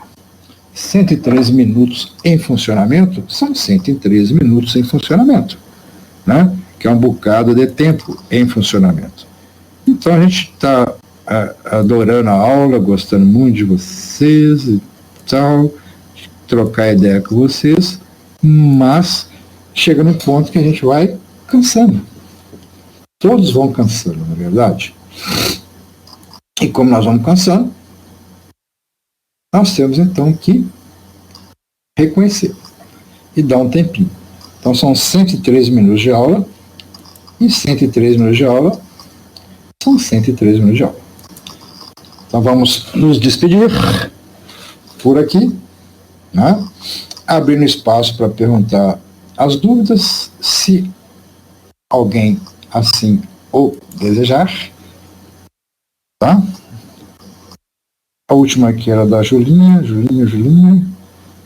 do Ferro 3+, a Renata, né? E meninos e meninas. Tranquilo? Então a gente vai ter que, né, falta alguns slides desse aqui, então nós vamos deixar essa partezinha que falta aí para quarta-feira próxima, tá? Tem problema, gente? Se não tiver problema, a gente vai avançando mais uma meia hora aqui e acaba. Acho que não, né? Porque já o pessoal já está afim mesmo de dar uma descansadinha, né? Alô, Giovana, que bom que você acompanhou